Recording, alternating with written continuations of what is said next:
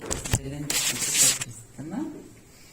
Ir mūsų tema, kas buvo, kai buvo ir kas yra dabar. Kas įvyko ir kas yra dabar. Ja. Irgi biškai jaudinasi. Tai Kristina dalinsis maždaug apie 50 minučių, 10 minučių paliksim klausimą. Tai sveiki visi, esu Kristina, esu alkoholikė.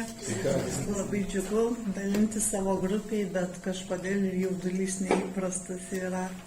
Aišku, labai nesinorėtų pasakoti to, kas buvo, bet kadangi be praeities nebūčiau aš tokia, kokia dabar esu, tai pradėsiu gal nuo pradžių. Aš prisimenu, kad save kaip vaiką ganėtinai tokį iš tikrųjų liūdną vaiką. Nors augau paprastų darbininkų šeimoje, ilgą laiką buvau vienturtė, tik praėjus 5 metams mama susilaukė sesės, kurios labai prašiau, vėliau brolio, bet lyg ir nieko mums netrūko, aišku, negyvenom su perteklium, bet aš visą laiką jaučiausi, kad man vis kažko negana. Tai aš neturiu, ko turi draugė, tai aš ne taip atrodau, ne taip aprengta. Iš tikrųjų, aš buvau ganėtinai nepatenkinta viskuo, kas vyksta aplinkui. Aš gėdindavausi netgi savo namų, kuriuose gyvenu, man gėda būdavo atsivesti draugės. Tai tokią liūdną prisimenu vaikystę, nors iš esmės, žiūrint iš šiandienos perspektyvos, tai man tikrai nieko netrūko ir turėjau augti laimingai. Alkoholio aš paragavau būdama 14 metų pirmą kartą, bet ir tą kartą prisigėriau. Iš tikrųjų visko aš ten neatsimenu, bet tik pamenu, ryte atsikėliau ir buvo bloga. Ir iš tikrųjų to įvykiu viskas kaip ir pasibaigė, nes man buvo gėda dėl viso to, kas įvyko. Ir aš taip nusprendžiau, ne, čia ne man, nes bloga, netinka man, aš nenoriu taip blogai jaustis. Ir kurį laiką iš tikrųjų aš nevartojau alkoholio, kito laiko, kai jau buvau paauglė ir prasidėjo susitikimai su draugais, kompanijose kažkur, tai paragavimai kažkokie. Ir tada jau sąmoningai aš jo išgėrusi pajutau tą laisvę ir tą jėgą, kokią jis man teikė. Kadangi buvau be galo kompleksuota, tai man tie kompleksai kažkaip tai dingdavo. Kadangi aš ir nelabai mėgdavau žmonės, nes jie visą laiką turėjo kažką daugiau negu aš turiu, tai aš pradėdavau išgėrusios visus mylėti. Jie man visi be galo geri, draugiški ir visa kita. Ir ta būsena iš tikrųjų mane taip, man patiko, kad tai tie išgėrinėjimai su draugais tokį tęsdavosi nuolatinai, taip sakykim, į mėnesį kartą. Po to šiek tiek dažniau, jau kai buvau studentė, tai jau būdavo ir kas savaitę tie išgėrinėjimai. Niekada nepagalvojau, kad geriu per daug, ar reikėtų mažinti, nes iš tikrųjų ir kompanija buvo tokia, gal tik dabar šiandienos žiūrint, kad mūsų tie susitikimai su draugais nebūdavo tiesiog susitikimai. Mes visą laiką, pavyzdžiui, su kursioke rašom darbą kažkokį atsisėdusios ir atsidarom vyno butelį. Na tiesiog, kaip taip neparašysi, regis darbo be vyno butelio. Aišku, jau buvo rizika ta, tik tuo metu nesusimaščiau, kad parašė ten tą darbą, aš išvažiuoju, draugė ir lieka namuose, kaip ten bebūtų, o aš grįžusi dar išgeriu kokią porą alaus. Tiesiog, aš negaliu tuom visko užbaigti, bet irgi nieko čia baisaus nemačiau. Po to aš ištekėjau, dar mokiausi ir dirbau ir prasidėjo išgėrinėjimai mano tokie, kas pamaina. Sakykime, 3 dirbi, 3 laisvos, tai toks apdovanojimas savęs, kaip aš pavargau, dabar man bus labai gerai, aš atsipalaiduosiu ir jau kaip anksčiau būdavo kažkokie vakarėliai, išėjimai. Tai jau ištekėjus prasidėjo toks namudinis gėrimas iš tikrųjų. Su vyru atsisėdam, išgeriam brendžio butelį. Bet tai čia irgi nieko baisaus nemačiau. Ir viskas iš tikrųjų susisuko daug rimčiau, kai susilaukiau dukters, ją išleidau į darželį, pamaitinau, žodžiu, viskas ten gerai ir išėjau į darbą. Ir va tada jau kažkaip prasidėjo tas didysis mano vartojimas, kadangi darbe aš turėjau pakankamai geras sąlygas išgėrinėti ir man tai tiko ir patiko, vėlgi teisindavau save tuom, kad man lengviau bendrauti su klientais, man tiesiog darbas geriau sekasi, aš geresnės nuotaikos ir tai būdavo, kad kiek 3 dienas, 4 dirbi, tai visas dienas vartoji kažkokią lygį, kad pasiektum. Kitas dienas būdama namuose, aš būdavau tikrai kažkokia pikta ir zli ir nepatenkinta.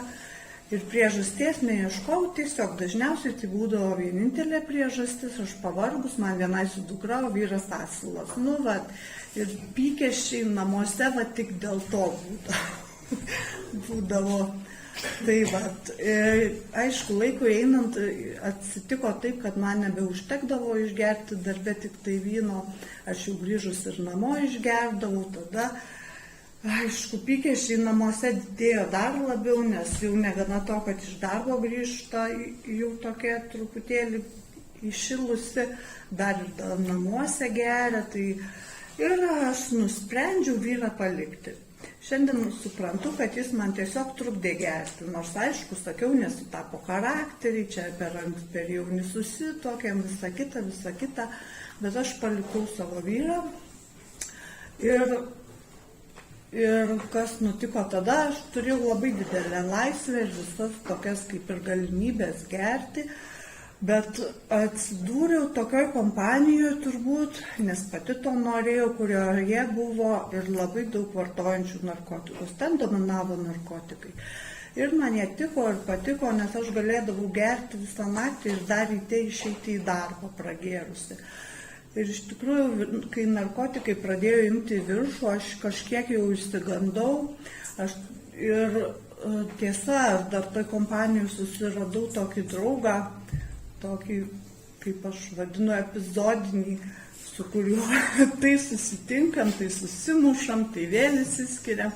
Iš tikrųjų, mes ten gal kokius 2 metus tai bendravom, bet mano angelas sargas tikrai turėjo ką veikti tuo metu, nes aš buvau ir sumušta, ir smaugta, ir su kirviu mane vijosi.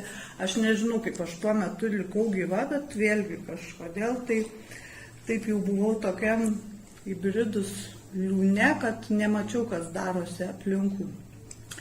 Bet galų gale kažkaip mes įsiskyrėm su tuo draugu kažkokio atsitiktinumo dėka ir aš nusprendžiau viskas, aš susitvarkysiu dabar gyvenimą ir gyvensiu gražiai. Tas gražiai tai vadinasi, žodžiu, darbe, tai gersiu vyną kaip gėriau, namo nešiuosi vyno kaip nešiausi, tiesiog nevartosiu narkotikų. Tai buvo toks mano susitvarkymas gyvenimo. Ir man tai puikiai sekėsi, iš tikrųjų susiradau, aš jau rimtą draugą, pradėjom su juo gyventi, vėliau aš įsikraušiau pas jį į namus ir mes kurį laiką labai gražiai gyvenom, iki kol vėlgi aš jau, kadangi man jau ir darbas pradėjo trukdyti gerti, nes kažkaip galima gal kažką lengviau susirasti, aš pasibaigiau ten tokius kursus, pradėjau dirbti pas draugą įmonėje. Tai iš vis buvo fantastiškos sąlygos, nes galėjau ir dirbti, ir gerti namie, ir niekur nereikėjo eiti. Susikūriau savo iš tikrųjų tokią patogią padėtį, kuri ilgai netruko, nes greitai tas vyras mane praspyrė. Ir žodžiu, aš maniau, kad tada jau bus mano dugnas. Per tą laiką, kol mes buvom kartu, labiausiai turbūt kentėjo mano dukra, nes aš visą dieną buvau namie ir visą dieną būdavau išgerus, šlaistydavausi tenai, dirbdavau, į viską matydavau. Įmačius mane, kaip aš girta ir nuo laiptų iš 2 aukšto kritau, dar tas jos kliksmas mama, man kasdien galbūt ausyse skamba, nes tikrai vaikas sužalotas buvo labai stipriai, ko pasekmes jaučiu ir šiandien tenka dirbti ties tuo. Tai kai tas vyras mane praspyrė, žodžiu, buvo finalas toks mano. Sėdžiu namie, pasistačius butelį verkiu ir suprantu, kad dukra išvažiavo atostogom pas tėvą ir pasakė, mama, aš nenoriu pas tave grįžti, aš būsiu pas tėvą. Draugas mane praspyrė, mašiną sudaužiau, teises pragėriau, darbo kaip ir neturiu, nes irgi dirbau pas draugą. Na ir ką, ir verkiu ir kaltinu visus, nes kalti visi, tik ne aš. Žodžiu, dukra tai jau kalbėjo asilas vyras, darbo netekau dėl to, kad jis, ten išmetė, nes irgi asilas tas draugas, kas be ko, žodžiu, mašiną sudaužiau, tai asilas kaimynas, kad paskundė, kad matė, kad aš vairavau, dar būčiau teisų nepraradusi. Na, žodžiu, kalti visi, tik ne aš. Niekaip savęs nemačiau ir čia yra ta ligos esmė, turbūt, kad įeini į tokią save apgaulę ir nieko nematai, kas aplinkui dedasi, tampi tokia, priimi tokią aukos rolę ir joje užsibūni taip, kad ir nesinori iš jos išeiti, nes yra labai patogu pateisinti viską, ką tu darai, pateisinti tuom, kad kalti kiti. Tai vat, ir žodžiu, tą vakarą aš nenusprendžiau kažką keisti ar daryti su savo gyvenimu, aš tiesiog tokį, kaip ir sakau, savęs susinaikinimo planą pradėjau.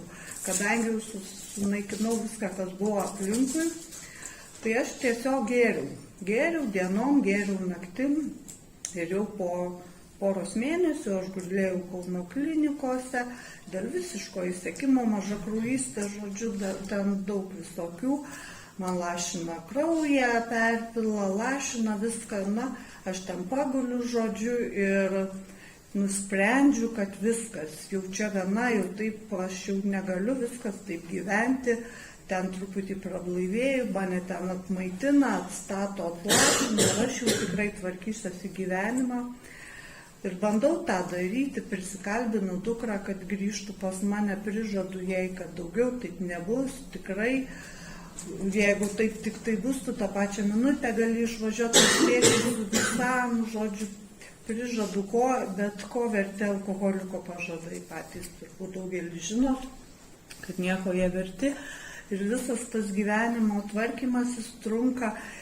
Vat šiandien eidama galvoju ir kaip aš ten užgerdavau. Aš užgerdavau per kiekvienas vaikų atostogas, sistemiškai. Vasaros atostogas aš užgeriu, pavasario, rudens, žiemos. Žodžiu, dukra išvažiuoja pas tėtį atostogų ir man laisvė, man atsipūtimas. Nes per visą tą laiką, kol aš laikausi, aš gyvenu beprotnamį. Man pasaulis ne tik kad liūdnas ar piktas, iš viso kažkokie aplink žmonės, neina su jais susikalbėti, visi neteisingi ir visi mąsto kažkaip nesveikai, aš tik viena, aišku, pati savo sveika esu. Na ir aišku, tai truko, kol dukra išvažiavo atostogų pas tėvą ir viskas prasidėjo tik tai tuo, kad aš išgersiu vieną vyno, tikrai tik vieną vyno, nuoširdžiai savo prižadėjau, šventai tuo tikėjau, ten būtumėt mane melo detektorium tikrinę, tikrai būtų parodę, kad aš nemeluoju, tik vieną vyno. Bet įdomiausia tai, kad aš pabundu ryte, aišku, be galo bloga, nueinu į virtuvę ir žiūriu, stovi 3 tušti buteliai vyno. Kaip, iš kur, aš nesuprantu, aš atsimenu, kad aš pirkau vieną. Tai ką tai rodo, kad jau kai išgeriu kažkiek, paragauju, viskas, man tunelis, aš daugiau nieko nematau, kaip tik tai gauti dar ir gerti, kol jėgos leidžia tol gerti. Aišku, vėl viskas baigėsi ligoninė po tam tikro laiko, dukra, aišku, su manimi, bet jinai vėlgi vargšė kenčia, vėl viskas baigėsi ligoninė, tos pačios problemos, kraujo perpylimas, taip ir taip. Ir tą kartą aš išeinu iš ligonės jau visai kitaip. Aš išeinu tokia, kad aš prieš išeinam, dar lašant paskutiniai lašiniai, skambinu kaimynui ir prašau, kad man parneštų butelį. Nes aš suprantu, kad man kitaip neišeis gyventi, aš nesugebu kitaip. Jau tokia buvau, regis, sukniuždyta, bejėgė, kad aš nesupratau, kaip kitaip ištverti visą tą, kas vyksta. Tai va, ir grįžusi aš iš ligoninės tiesiai prie butelio, vėlgi tas neilgai tęsiasi, 3 kartas ligoniniai, tą kartą labai sunkiai man sekėsi atsistoti, nes jau ne lašinės tam tos ir kraujo perpylimai, bet dar ir man buvo kojas atėmę, aš jau nebegalėjau vaikščioti. Ir tada vėlgi savo šventai prisiekiau, kad jau šiais metais daugiau nebegersiu. Tai jau buvo mano toks prisiekimas pačiai savo, ne kitam žmogui, bet tai savo. Kažkaip aš kitiem pažadėti galėdavau daugą, bet jeigu pasakydavau savo, man prieš save kažkaip būdavo labai kažkaip nesmagu savo žodžio netesėti. Tai va, ir buvo, išėjau lapkričio mėnesį aš iš ligoninės ir buvo kalėdos, aš nuvažiuoju kalėdų švęsti pas tėvus. Visi prie stalo vaišinasi ir aš aišku pasakiau savo, kad negersiu ir manęs paklausė, ar tu šiandien išgersi. Sakau, ar gersi? Sakau, ne. Ir sako, ačiū Dievui, susitvarkysi gyvenimą. Sakau, bet aš šiandien išgersiu. Ir vėl susisuko karuselė, tą laiką jau atsimenu visiškai miglotai, epizodiškai, kad dar naujus metus, žinau, vėlgi vieną gėriau, kvietė brolis, bet aš jau nesugebėjau nuvažiuoti ir finale aš pabudau vėlgi Kauno klinikose, tik tai šį kartą buvo labai liūdna, nes suvokimas tas, kad aš negaliu nei judėti, nei kalbėti. Viskas, ką aš galiu daryti, tik tai judinti akių obuolius. Apsidairau, suprantu, kad ir vėl aš čia, bet kadangi nejaučiu jokio fizinio skausmo, aš vėl mąstau taip pačiai, kad mane vėl atlašins, pamaitins, aš atsikelsiu ir eisiu. Deja, taip nebuvo ir visai netrukus aš visa pajungta laideliais ir visokiais vamzdeliais iškeliavau į slaugos namus, kaip aš vadinu, į paskutinę stotelę. Ten žmonės iš tenai iškeliauja maišuose, neišeina ir savo kojom iš tenai dažniausiai. Bet kadangi su nieko kalbėtis negaliu, nes ir neateina pas mane, nes buvo karantinas ir buvo tas griežtas karantinas, kur nei jokio artimo nematau, nieko galiu tik tai, ir paklausti kažkur negaliu, niekieno, nei gydytojos, nei sesutės. Bet aš įsivaizduoju, kad aš važiuoju į reabilitaciją. Ir galvoju labai gerai, kad man buvo tas toks vidinis supratimas, galvojimas, kad aš važiuoju į reabilitaciją. Jei aš būčiau žinojus savo realią būseną, kokia ji buvo, kai artimiesiam buvo pasakyta atsisveikinti ir nieko gero nesitikėti iš manęs, tai turbūt nebūčiau turėjus jėgos tokios. Ir visą tą laiką galvodama apie tai, kad esu reabilitacijai kažkokiai, kad tuo ateis kineziterapeutas, mane išmankštins ir aš vėl bėgsiu, tai man palaikė turbūt mano tokia vidinė stiprybė kažkokia. Tai. Ir gulėdama tenai slaugos namuose prie manęs ateidavo vis tokia moteris melstis. Iš pradžio aš kažkaip žiūrėdavau ir pasakyti nieko negaliu, bet mintyse galvodavau, ar tu negali rasti kitos vietos melstis.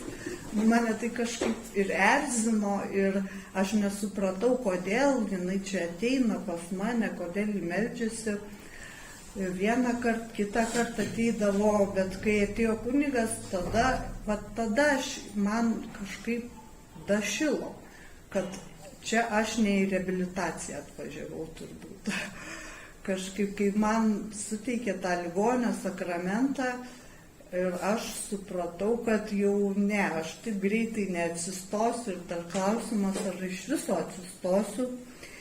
Ir tada ir turbūt tom akimirkom, tom dienom ir prasidėjo mano tas toks pasidavimas ir to nevaldomo gyvenimo suvokimas, kad aš ta tokia pilna puikybės, tokia egoistė ir savanaudė ir apskritai tokia arogantiška, guliu čia ir nežinau, kaip man baigsis ir tos mintis tokios, ar čia jau viskas, ar čia jau pabaiga.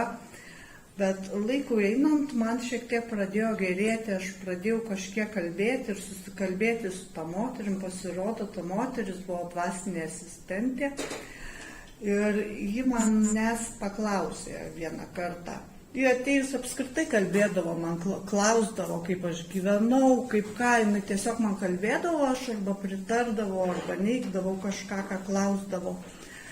Ir žodžiu, pamečiau mintį. Ir ji, žodžiu, vieną dieną atėjus man sako, Kristina, ar tu galėtum atiduoti savo gyvenimą Dievui į rankas? Sako, jis, tau leido gyventi, tai grąžink jam viską ir tegu daro su tavim, ką nori, nes, nuo tave, žinok, niekas čia nepriklauso. Ir aš taip paklausiau jos ir taip visai vaikiškai, nerūpestingai, taip, sakau, sutinku.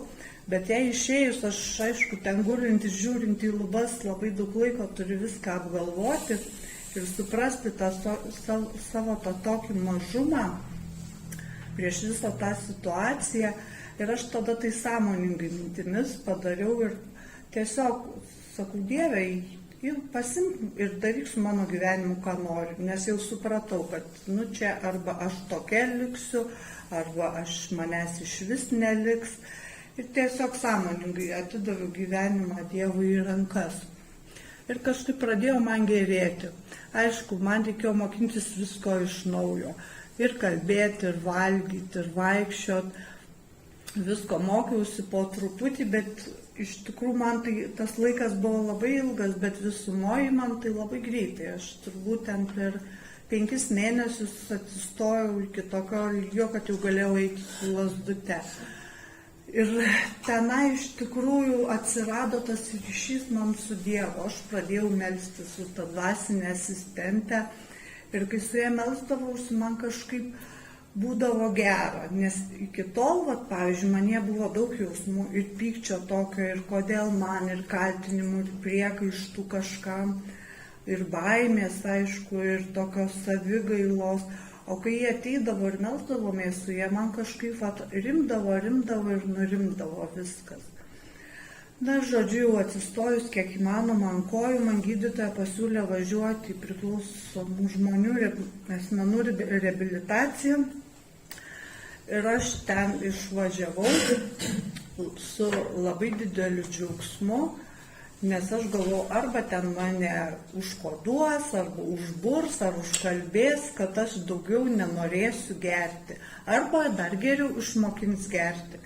Kad kaip ir juokinga bebūtų išgyvenus tokią patirtį, aš dar vis galvojau apie, kad kada nors gersiu. Nes su nevaldomu gyvenimu man jau kaip ir buvo aišku, bet su ta bejėgiškumu prieš alkoholį man reikėjo padirbėti. Bet nuvažiavus į reabilitaciją labai greitai supratau, kad ne, čia niekas neburs ir nekoduos. Ir negana to, dar reikės eiti į grupės, ieškotis globėjo, eiti žingsniais, o vargiai kiek reikalų. Bet gerai, kad ta reabilitacija truko, aš buvau ten 7 mėnesius, tai tikrai pakankamai laiko turėjau viską susidėlioti ir sužinoti. Ten gavau daug žinių apie pačią ligą, kaip jį veikia, kokiais būdais ir kad alkoholis yra tik tai pasekmė visa ko, kad problema yra ne pats gėrimas iš tikrųjų. Ten tikrai daug buvo darbo su savimi, bet pagrindinė žinutė tai turbūt buvo ta, kurią aš išgirdau, kad kiekvienas gali mesti gerti, jeigu tik nori. Ir tas noras turi būti tikras ir tu turi tam turėti ganėtinai daug pasiryžimo. Taipogi, kad be pagalbos kito alkoholiko nieko nebus, reikia prašyti pagalbos, nes vienas lauke nekarys su šita liga, bet su ją iškovoti iš tikrųjų nereikia. Tai aišku, abejonių dėl tos programos mūsų buvo kažkokių iš pradžių, maniau, čia man užteks tik grupių, kam čia tie žingsniai, aš čia neturėsiu laiko, turbūt kaip ir daugelis galvojo. Bet ir tam nuneigti savyje visą tą mąstymą turėjau laiko. O grįžusi iš karto atėjau beveik iš karto į šitą grupę, dar truputį paklajojau, susiradau globėją ir pradėjome eiti žingsniais. Kas man ta 12 žingsnių programa yra? Kiek mažai plirtų. Taip, man 12 žingsnių programa yra savęs pažinimo programa. Iš tikrųjų, ir tas savęs pažinimas prasideda jau pačiam pirmam žingsnį, bent man. Nes aš turėjau savo kailių patirti, kas yra nevaldomas gyvenimas. Ir tą pripažinti bejėgystę prieš alkoholį, kad aš neisiu į ringą su liga, nes amžinų čempionų nėra iš tikrųjų.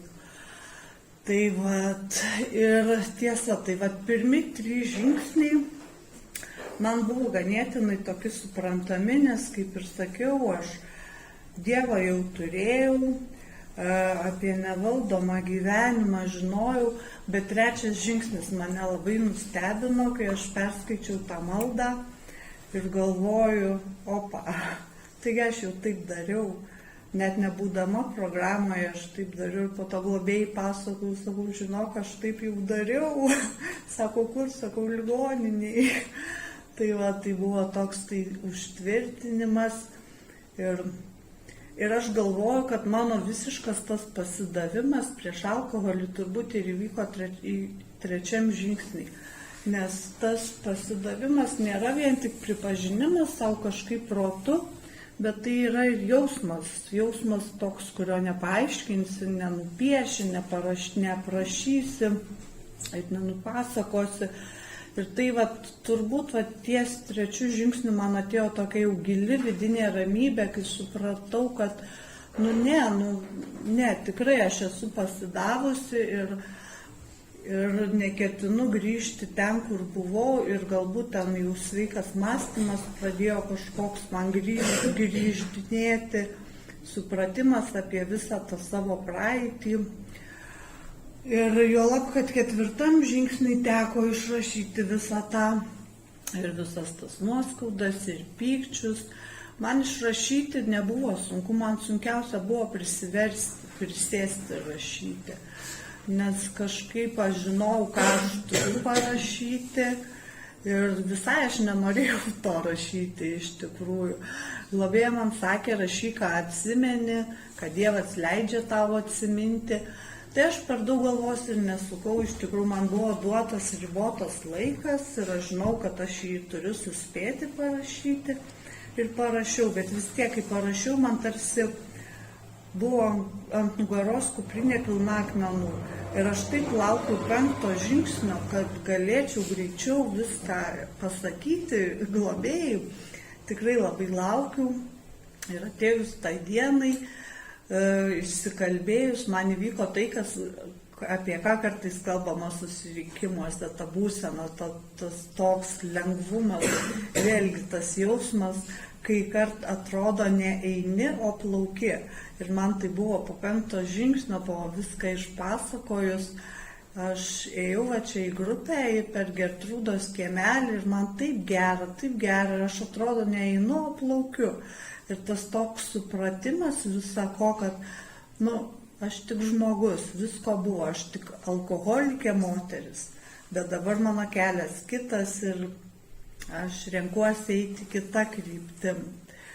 Kas dėl 6-7 žingsnio, tarp kitko, aš šiandien labai į tą temą 6-7 klausiau įdomią paskaitą apie žmogų kaip individą ir žmogų kaip asmenybę.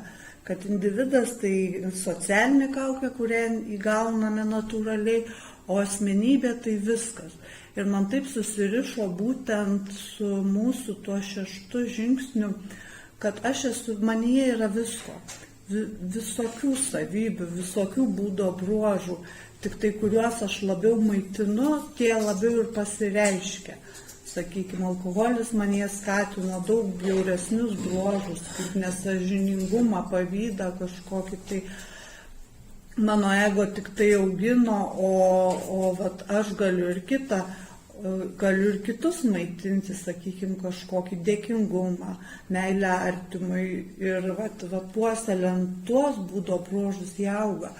O apie 7 žingsnį, tai vėlgi čia reikėtų turbūt remtis į mūsų visako programos viršūnę, vėlgi į Dievą, nes aš pati nesu pajėgi sumažinti arba pašalinti nei vieno savo būdo bruožo blogo ar man nereikalingo, tik tai Dievas, aš galiu tik tai prašyti, viskas, ką aš galiu daryti, tai tik nemaitinti pati to, sakykime, būdo bruožo blogo. O ar jis pas mane sumažės, ar iš vis išnyks, tai jau čia ne mano valioje yra. Kalbant apie 9 žingsnį, tai vienintelis žingsnis, kurio bijojau. Bet esu girdėjus grupiai, kad vis sakoma, kad tai Dievo žingsnis ir aš tikrai su tuo sutinku, nes, kad taip viskas baigsis, kai baigdavosi man, aš tikrai negalėjau nei susapnuoti, nei susvajoti, juk eidavau daryti kažkurio žingsnio, nors ir man globėjas sakė, neprisisugalvojte nesąmonių, tu nežinai, kaip bus, bet nenori vis tiek tos mintys lenda ir aišku, lenda ne pačios gražiausios, prisikuri visokių minčių, bet su tai žmonėmis, su kuriais kalbėjau, tai netgi pokalbiai baigėsi visi labai maloniai, labai gražiai. Šiaip jokių ten tokių finansinių skolų kažkokių aš neturėjau, tai nors šita vieta buvo gerai man ir labai buvo daug, kurių negalėjau daryti dėl to, kad nepakenčiau žmonėms, tai irgi tai jaučiausi tokia išgelbėta dėl viso to, gal tik su vienu, su buvusiu vyru, kai kalbėjom, tai mūsų pokalbis baigėsi taip, aišku, jis man ten papylė nemažai, tu taip, tu anaip, aš aišku viską išklausiau ir tai kaip jisai jautėsi visame tame ir baigėm pokalbį ir aš tikrai nesijaučiau gerai, nes jis mane įvarė į tokią kaltę didelę, bet tam reikėjo tik tai laiko suprasti, kad aš kalta tik tai ne už viską, ką jisai pasakė. Aš puikiai suprantu, dėl ko aš esu kalta, esant galimybėj, visą laiką turiu būti pasiruošusi kažkuom jam padėti, jeigu pati galėsiu. Tai taip, su tuo 9 iš tikrųjų kaip ir nebuvo man tokios didelės bėdos, kokią aš įsivaizdavau, nors apie tą 9 tai galvojau nuo pat pirmo, nors buvo sakyta, negalvok, ateisi ir padarysi. Bet vis tiek galvodavau, nors nenori. O toliau tas 10 žingsnis, tai man jisai toks kasdieninis žingsnis, nors aš nerašau inventorizacijos dabar, bet man jau kai kažkas negerai, tai man jau rodiklis atsisuk atgal filmuką, kas buvo vakar, šiandien iki pietų ar užvakar ir aš labai kruopščiai imu ir apgalvoju, kas įvyko, koks pokalbis buvo, kas mane supykdė ir kas. Ir vėlgi aš grįžtu tada dažniausiai prie savo 6. Vėlgi pamatau, čia mano kažkoks egoizmas, čia mano kažkoks nesąžiningumas, pavydas sukilo. Na ir vėlgi tada reikia prašyti, kad Dievas pašalintų tos trūkumus, nes daugiau man visuomet, kiek buvę, aš grįžtu dažniausiai prie 6, arba dar kartais, jeigu pajaučiu, kad bijau kažko, tai vėlgi prisimenu 3, kas gali būti prieš mane, jeigu Dievas su manimi, tai vėlgi. O malda tai yra mano kažkaip kasdieninė palydovė, maldoje aš stiprėju ir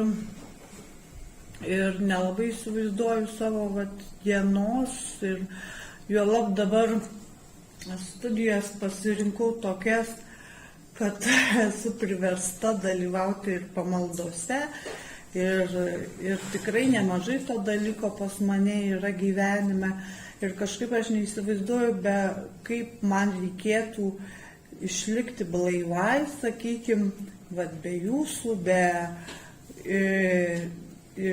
programos, kurią visą laiką turiu šalia, į kurią galiu remtis ir aišku be Dievo, nes priklausomybė tai tokia baisi liga, kuri taip įtraukia ir sunaikina, kad aš viena neturiu jėgų tiesiog iš jos įsikapstyti, man reikia kažkokios aukštesnės jėgos, kurios kiekvieną dieną turiu prašyti pagalbos. Tai turbūt būtų tiek mano kalbos. Ačiū. Gal geriau klausimai daugiau? Ačiū, Kristina. Tai dar kartą parodo, kad Dievas daro stebuklus, nes iš tikrųjų pasiklausis, tai yra gyvas stebuklas mūsų Kristina. Tai gal dabar norisi. Tai gal dabar klausimam paliekam laiko, klauskit drąsiai.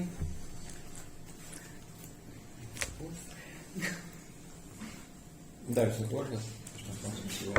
Patuminėjai apie gerų būdo bruožų puoselėjimą, tai šeštam, jo, kaip tu juos puoselėjai, ką tu turėtų galvoti?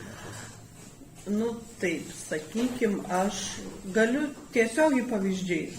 Sakykim, sutikau parašyti su kursiokė, darbą, mes rašom kartu, bet užduotis atlieku aš. Mes tiesiog aptariam ir aš rašau tas užduotis. Tiesiog kažkokia, tiesiog gal čia daugiau iš savanaudiškos pusės, kad parašysiu taip, kaip aš norėsiu, nežinau. Aišku, viskas yra suderinama. Gali būti. Jo, arba, elementariai šiandien tvarkausi namus, atėjau pas dukrą, sakau, duok aš išsirpsiu ir tavo kambarį. Tai tokiais darbeliais, mažais, jo. Bet nuvažiuoju pas močiutę, paklausiu, ar kažko reikia. Dažniausiai tai reikia nueiti į bažnyčią ir uždegti žvakelę. Tai va. Ačiū. Karolis, jūs minėjote vaikystėje, kad būdavo gėda pasikviesti draugus į namus. Tai kas tas namuose yra? Man dažniausiai būdavo gėda, nes aš nežinodavau, koks ateis tėtis. Nežinau, ar paminėjau, ar ne, bet tėtis daug gėrė.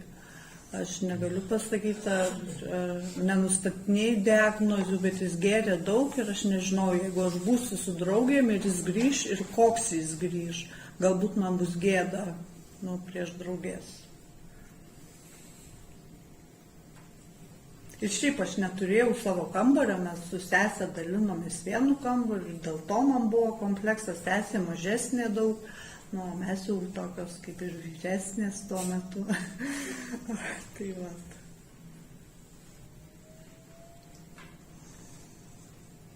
Aš alkoholikė. Pasakok apie 12 žingsnį, ką darai. Ką darau? Va dabar dalinuosi. Daug darai, bet tu papasakok. Ką darau? Daugiausia mano 12 žingsnis tai yra ligoninės. Į Žiegždrius važiuoju, klinikas, Minnesota, dalinuosi, kur pakviečia. Globinukės dar neturiu, bet čia pati suprantu, kad reikia kažką daryti dėl to, kad jie atsirastų, ne tik eiti į savo grupę ir sėdėti ir klausyti, reikia vaikščioti ir į kitas grupės, dalintis, būti matomai ir kad tiesiog taip.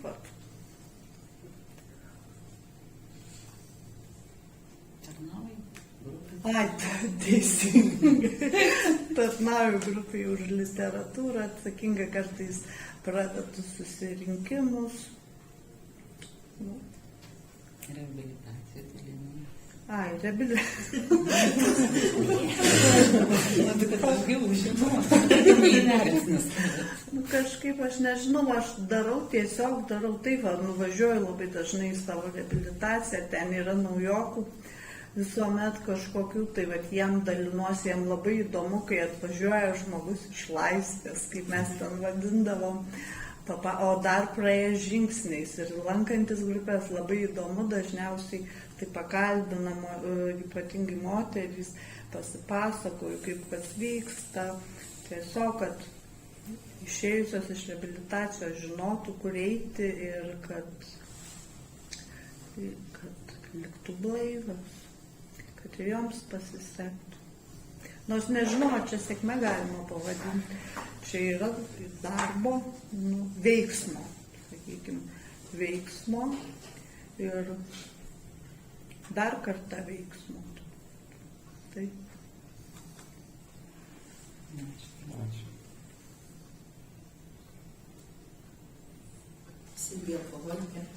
Aš norėčiau tavęs paklausti, ar yra tam kažkokia gyvenimo sritis, ar ne, kurias sunkiausia yra patikėti? Vat, aukštesnė lyga. Gal nesunkiausia, bet aš vis pamirštu, kad reikia patikėti. Tai dukra. Aš labai užmirštu, kad kai kuriais atvejais reikia patikėti. Aišku, yra ir mano atsakomybė, kurią aš jau šiai dienai prisiemu visiškai. Ją nešu, bet aš suprantu, kad kai kuriom vietom aš turiu paleisti ir patikėti Dievui. Ašgi negaliu būti su ją 24/7 ir dabar aš nesu su ją, aš nežinau, kur ji yra ir dabar aš ją privalau patikėti Dievui, bet jei galėčiau, turbūt paskambinčiau ir va čia va pamirštu tiesiog. Dabar tas su dukra yra toks dalykas, kad aš jaučiuosi, kad mes labai daug laiko, tiesiog praleidom. Ir man norisi kompensuoti, o jei paauglystė, jei dabar tėvų iš viso nereikia. Ir gaunasi taip, kad mama eina ir eina, o jinai mane veja ir veja.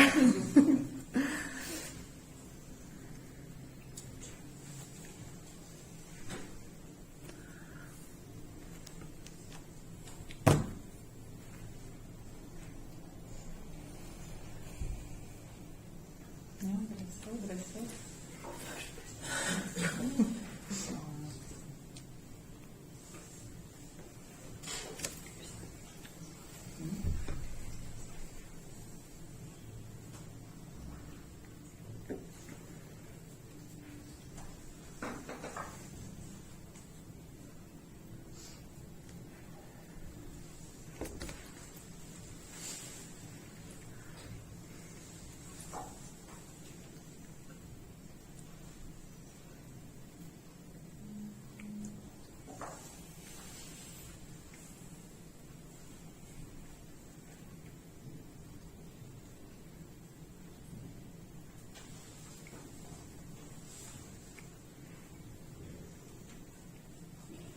Dar galiu truputį apie 9.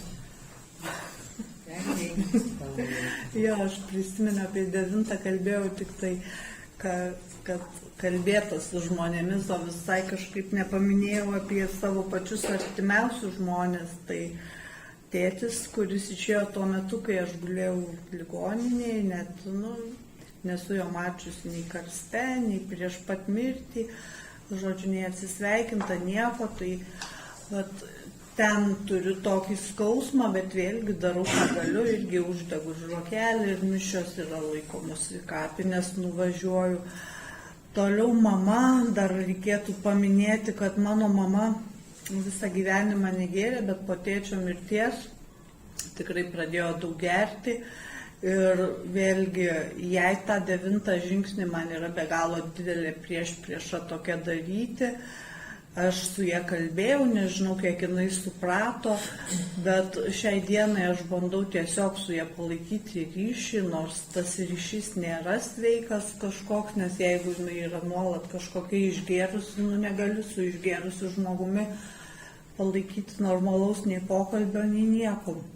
O dukrai 9 žingsnis, tai, manau, yra daromas kasdieną.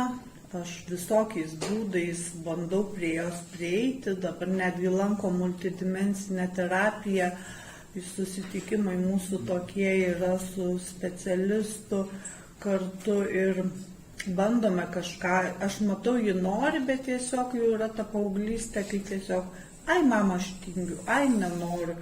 Ir suprantu, kad jau aš nepakeisiu nei tos praeities, bet labai norisi čia šiandien, šiai dienai būti kuo geresnė mama. Tai turbūt va taip, būtų dar apie 9. Gal dar ką panašu. Vienas alkoholikas labai paklausia. Taip. Tai kaip dabar santykis su alkoholiu, kad čia 7, 9, 12, nesupranta šiaip. Bet, ta prasme, kaip problemas alkoholiu? Liko, neliko? Dėl ko jisai buvo ir kodėl dabar jo nėra, tai prasme kažkaip taip, aiškiau jau galima. Aha. Šiai dienai noro nėra jokio, o kur buvo problema, tai aš net pati nežinau. Tai buvo mano nepasitenkinimas gyvenimu ir viso kuo kitu. Jeigu aš jau nuo vaikystės buvau tokia, kad man nepatiko viskas, kas dedasi aplinkui. Nei žmonės...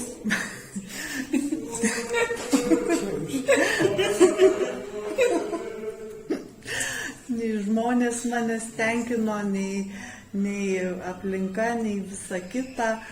O toliau, žodžiu, aš tik bridau gilyn ir gilyn iki tos stadijos, kai jau nebegalėjau sustoti.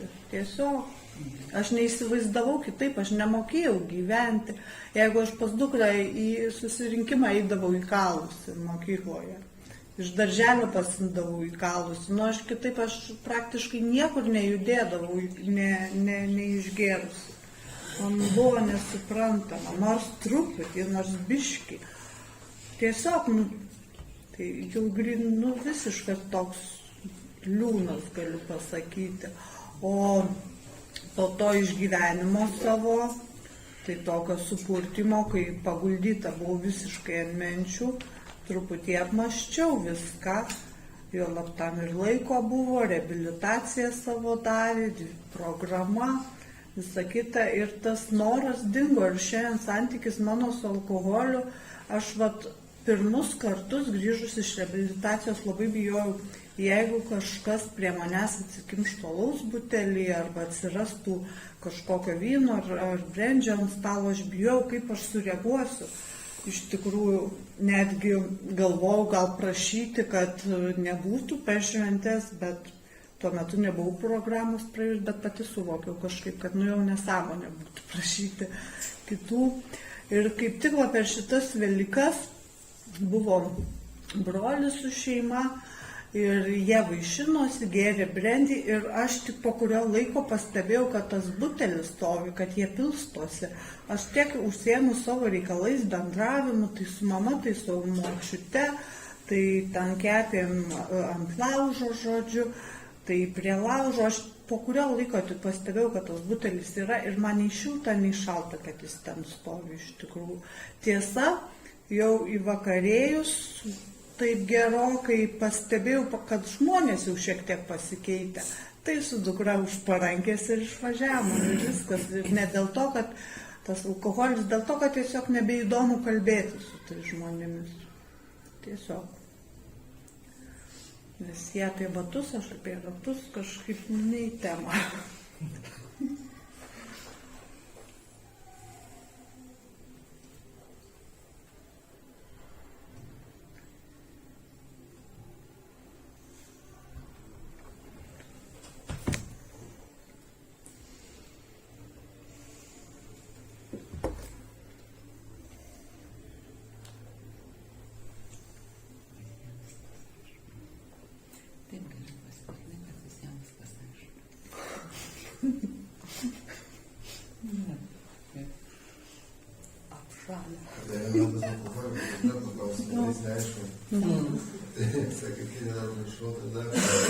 Jeigu dabar nėra problemos su alkoholiu, tai kuo išsivaikščioti?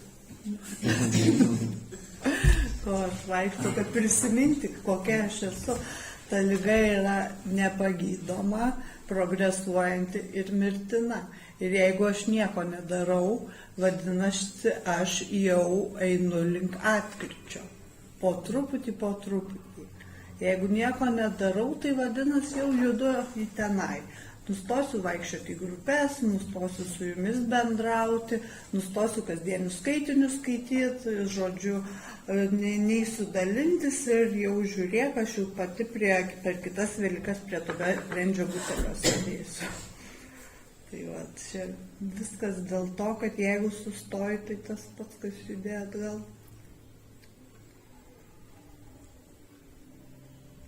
Dar, aš dar į tą paklausysiu.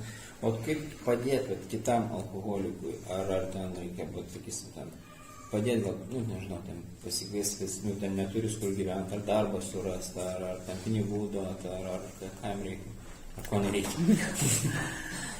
Nežinau, labai taip sunku pasakyti, žiūrint, kas tas kitas alkoholikas. Pamenu, kai mano mama pradėjo vartoti, aš jai pradėjau pasakot, kad tau reikia eiti, kad tau visą kitą eiti į grupės, čia taip ir taip. Nu, dar tada nebuvau programos praėjusi, tai kažkaip kitaip sureagavau. Bet šiaip tai, jeigu šiaip eiliniam, tokiam tik tiesiog pažįstamam, tai palikti ir viskas. Tiesiog. Galbūt užsiminti, kad jeigu nori, yra tokia galimybė, yra grupės, yra programa, jeigu nori. Jeigu sudomins, tai taip, o jei ne, nu tai palikti, nes kaip ir knygoje kažkurioje vietoje labai gerai rašoma, nei vienas neateina nepasiekę savo dugno į AA. Turi pasiekti savo dugną tam, kad jau pradėti ieškoti pagalbos kažkokios tai. Tai va taip, aišku, labai sunku, kai jeigu artimas žmogus, nežinau, vis tiek tas noras kažką ir palikti, bet tai suaugęs žmogus yra pats atsakingas už save. Nesvarbu, kiek jo mąstymas serga, bet atsakomybę neša jisai. Ir vat, apie tą atsakomybę man labai pasidarė lengva, kai vat, supratau tą gyvenimo nevaldomumą, kad aš nevaldau kitų žmonių. Ir man taip lengva yra, kad aš neatsakinga už kitus žmonės esu netgi. Jeigu už suaugusius žmonės, juk aš neatsakinga, kaip kažkas kalba, kažkas elgesi. Tokia laisvė atsirado ir ramybė, kad nenešu aš atsakomybės už tai, tik už save.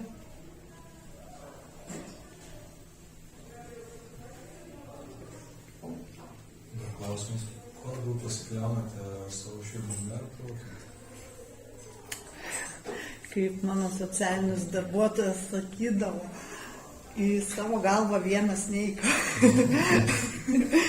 Žodžiu, viena nemąstyk. Tai va, šiaip tai sakyčiau, kad širdimi, bet dažnai gyvenime reikia priimti tokius sprendimus, kur tiesiog sunku klausyti širdies, širdis sakytų, visai reikia kitaip daryti. Tas labai sunkus klausimas. Iš tikrųjų, turbūt širdimi. Bet jeigu kyla kažkokios abejonės, yra globėja, kur einam kartu į tą mano galvelę.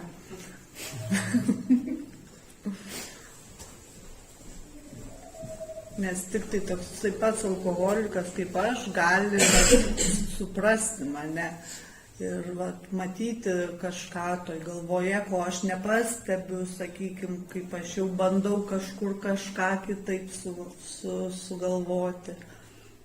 Žodžiu, galim suprasti vienas kitą daug geriau, negu, imkim, sveikas žmogus. Tam ir reikalingi tie susirinkimai mūsų.